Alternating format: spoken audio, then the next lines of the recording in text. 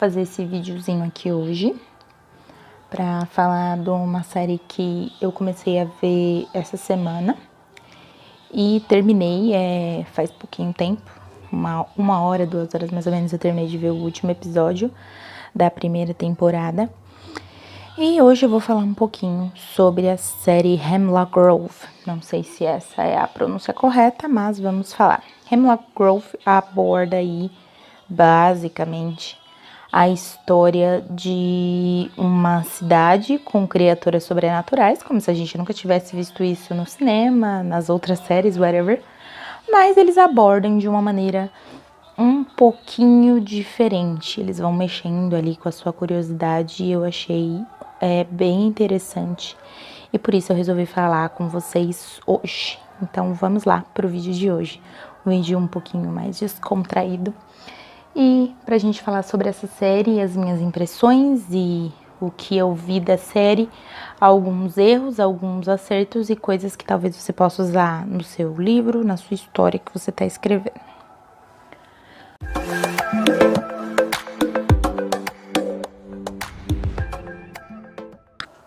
Olá, amantes da leitura! Meu nome é Jéssica, esse aqui é meu canal Escrita Pena e hoje estou aqui para falar sobre a série Hemlock Grove, pelo menos a primeira temporada, que foi o que eu vi até agora, que é uma série sobrenatural / terror, que apresenta a gente ali para a cidade de Hemlock Grove e vai ali abordar uma história sobre uma criatura ali, enfim, que a gente não sabe exatamente o que é, que anda atacando alguns moradores da cidade, para ser mais específico ali, atacando ali algumas garotas e, enfim, eviscerando essas garotas, enfim, abrindo a barriga e comendo alguns órgãos e deixando ali uma situação bem lastimável, não é somente matar, tá fazendo ali um negócio meio bem nojentinho, mas enfim. Num primeiro momento, todo mundo acredita que é um animal que atacou, mesmo não tendo muito sentido pro animal ter atacado a pessoa e deixado quase toda a pessoa ali, né? Porque se é um animal, o animal só ataca para se alimentar ou quando está em perigo, enfim. E aí a série vai rodando, a gente conhece ali os personagens protagonistas, eu acho que eu posso chamar eles dessa forma, o Peter e o Raymond, enfim, Raymond, whatever. E Peter é um descendente de ciganos, eu acho muito interessante a cultura cigana, aliás, fica aí o adendo que é uma cultura bem interessante, apesar deles não terem explorado completamente a cultura cigana, terem deixado ali mais, né, de uma forma negativa ali os estereótipos dos ciganos, né, mas, enfim. E o Raymond, que é ali um herdeiro ali de praticamente toda a cidade, porque o pai dele era dono de uma empresa muito que domina praticamente a cidade inteira, eles mandam na cidade inteira, e ele ali é um menino bem bad boyzinho, bem mimado, que faz só o que quer, enfim, curte ali a vida doidado, e a única pessoa com a qual ele se importa, a pessoa ali que ele mais ama ali, é a prima dele, a Lita. E, enfim, a história vai, né, acontecendo, e aí a gente vai conhecendo melhor o Peter, e o Peter e o Roman começam ali uma amizade ali, né? Eles começam a ver que eles têm mais coisas em comuns do que eles imaginam.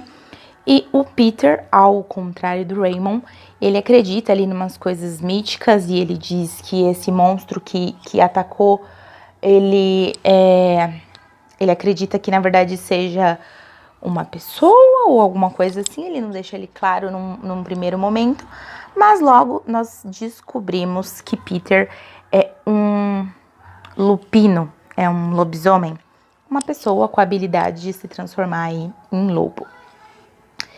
E ele bem assim, sem deixar muita margem para segundo entendimento, ele meio que se revela praticamente desde o começo pro Raymond, e diz que o Raymond é ali também uma outra coisa e o Raymond não entende muito bem, apesar dele ter ali uma habilidade muito estranha de fazer as pessoas fazerem exatamente o que ele quer e que não fica ali muito claro o que ele é.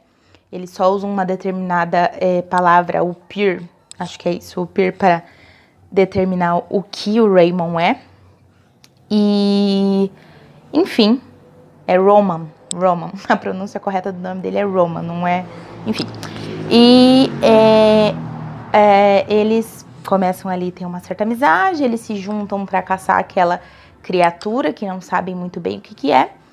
E como personagens secundários, assim, nós temos a prima do Raymond, que é a Roman, que é a Leta, e ela, do nada, aparece grávida e diz que engravidou de um anjo, enfim, é uma história meio esquisita. Os pais dela acreditam que ela tá tentando esconder quem é ali o pai verdadeiro da criança, e ela diz que não, que ela ainda é virgem, enfim. E a gente fica ali é uma coisa meio estranha, porque realmente parece que uma criatura, alguém atacou ela e ela não tem exatamente noção do que aconteceu. Ela não tem exatamente noção do que aconteceu, ou ela foi levada a esquecer o que aconteceu. A gente não tem muita certeza, mas a verdade é que ela está grávida e ela decide levar a gravidez adiante, mesmo ali com os pais dela não concordando muito com isso, que vai estragar a vida dela e tal, mas ela não tá nem aí. Ela toca o barco. Também outra personagem que eu achei uma das personagens mais interessantes na série. Eu espero que ela volte para a segunda temporada e que ela tenha mais importância e que, enfim, deem mais importância para ela, que é a irmã do Roman, que é a Shelley, que não fica muito claro o que ela é, pelo menos eu ainda não entendi o que ela é, mas ela morreu quando ela tinha aproximadamente 2 anos e de alguma forma, sem muita explicação, mas aí com a ajuda ali de um doutor, que parece meio que um doutor Frankenstein, alguma coisa assim, trouxeram ela de volta à vida e ela é bem desproporcional, ela é bem grandona, assim, parece, sei lá, deve ter uns 2 metros de altura, sei lá, ela é muito alta, assim, pra idade dela, pro biotipo dela, enfim, e ela tem uma certa deformidade no lado esquerdo do rosto dela. E mesmo assim ela não é uma criatura que cause medo, mas enfim, ela é muito hostilizada na cidade, porque ela é diferente e tal. E o irmão dela, o Roman, que apesar de ser um babaca, que não tem uma palavra que descreva melhor ele do que babaca, ele gosta muito da irmã dele e ele protege ela com unhas e dentes, assim como protege a prima dele. A Leta vai se aproximando aos poucos do Peter, mesmo que isso seja um pouquinho esquisito, porque ela tá grávida, né? Mas enfim, ela e o Peter vão se aproximando, meio que começam a namorar, e isso causa ali um certo conflito com o Roman, que tem ali um certo sentimento meio esquisito pela prima, que não é um sentimento de primo, né? Talvez um sentimento um pouquinho incestuoso. Mas, de uma maneira geral, vamos dizer aí, nesse primeiro momento que eu vi a série, acho que até o episódio 9, mais ou menos, vamos colocar assim, até o episódio 9, os personagens estavam tendo um crescimento bacana, tava tendo ali o mistério, como as coisas vão como eu posso dizer, crescendo gradativamente, os personagens vão evoluindo, a amizade dos dois vai evoluindo, aí o romance entre a Leta e o Peter dá uma quebrada nessa amizade, e os dois têm que enfrentar isso, nanana. Eu tava gostando, eu tava achando super interessante, mesmo como eu disse, eu acho muito interessante a cultura cigana, tem um nome certinho, os romanes, isso. A cultura deles eu acho muito interessante, eu já vi em outros livros muito melhores trabalhados e de uma forma muito mais, menos preconceituosa, né, enfim. E até esse certo ponto eu tava gostando dos personagens, tava gostando do crescimento deles. Tem também ali uma doutora que diz que veio ali pra investigar esse animal que tá atacando essas meninas e tal, mas ela não é nada daquilo, ela faz parte de uma ordem meio esquisita ali, que caça lobisomens, e aí fica sendo um problema pro Peter, enfim. Eu tava gostando bastante, inclusive, dessa personagem, que ela tinha uma dualidade muito legal, que é a doutora Cruzes, eu não lembro nem o primeiro nome dela, Clementine, o nome dela. E tava gostando bastante dessa personagem, porque ela sabia que o Peter não era o malvado da história, vamos dizer assim. Apesar de ter certeza que ele era um lobisomem, ela sabia que ele não estava atacando as meninas, mas mesmo assim a ordem dela manda ela matar o Peter, enfim. E ela não quer matar o Peter, porque sabe que não é ele que tá provocando as mortes. E ela tá cansada de caçar esses lobisomens, porque nem tudo é como eles explicam. E eles só mandam ela matar essas criaturas e não dão muito uma explicação pra ela, enfim. Todo o dilema de bons caçadores de criaturas é que às vezes eles acham que as criaturas são muito melhores que os humanos. E as criaturas merecem viver mais que os humanos. Talvez, quem sabe. E tava ali bem interessada em todo o crescimento dos personagens, inclusive do Roman, que é um babaca no começo da história, mas ele vai tendo ali um certo crescimento, amadurecimento e várias coisas vão acontecendo. E eu tava bem interessada na série, porque tem todos esses elementos do sobrenatural, mas as pessoas é que são mais importantes ali. Personagens secundários interessantes ali, divertidinhos, coisas para rir, coisas para você, enfim, pensar. Várias metáforas, como sempre, que eu adoro. Mas acho que do capítulo 9 pro 10 as coisas começam a degringolar. E as respostas não eram nada daquilo que eu estava imaginando. Então, se você quer ver essa série, eu não falo pra você continuar vendo, se você não quiser spoiler. Porque agora eu vou começar a dar spoiler e aí talvez eu estrague a sua experiência, não sei, quem sabe. Aí, depois de 300 mil coisas aí que você vai descobrindo, o Roman meio que percebe que ele é uma coisa além de humano, mas ainda não fica muito claro o que ele é. A mãe dele tem uma relação muito esquisita com ele, muito esquisita, mas tipo, muito esquisita num nível assim que você fica... Ok, tem alguma coisa muito errada aí. E a série vai te dando algumas pistas ali que eles são alguma coisa, mas não te diz muito bem o que são, até o último capítulo, que finalmente explica o que ele é. E eu achei a solução bem ridícula, bem assim, tipo, se era pra dar aquela explicação, era melhor ter dado bem lá na frente, igual fez com o Peter, ó, você é isso, pronto, acabou, ok, toca o barco. E achei bem ridícula a explicação, tipo, mas bem ridícula mesmo, não gostei. E também a resolução do assassinato. 2 pontos. Eu gostei de quem era o grande assassino, mas eu não gostei do porquê ele era o assassino. Tudo bem, a transformação dela, ela era uma garota, a Cristina, né, que ela meio que se apaixonou ali pelo Peter desde o começo, porque todos da cidade meio que já falavam que ele era um lobisomem, e ele sendo mesmo um lobisomem, ele tinha que negar, enfim, whatever. E falavam que ele era, ela foi conversar com ele por curiosidade, enfim, porque ela era uma menina muito tímida, era uma menina que não tinha muita facilidade de conversar com as pessoas, e o sonho dela era ser escritora. E ela falava que para escrever ela precisava conhecer as pessoas, e conhecer as vivências das pessoas, e ter as experiências para poder passar na escrita dela. Enfim, eu concordo com ela até certo ponto. E ela via no Peter ali um ideal de liberdade, um ideal do que ela queria ser, porque o Peter não tava nem aí porque as pessoas achavam dele, ele falava tudo aquilo que ele pensava, ele não tinha medo de ninguém, ele não respeitava nada além dele mesmo, ele fazia o que ele queria, e ela queria ser que nem o Peter. E ela meio que sabia, né, tinha ali a crença do que o Peter era, mas assim, não da forma correta, ela tinha uma ideia muito errada do que era ser um lobisomem, né. E aí ela viu ali, estudou e foi atrás de como ela fazia para se transformar em um lobisomem.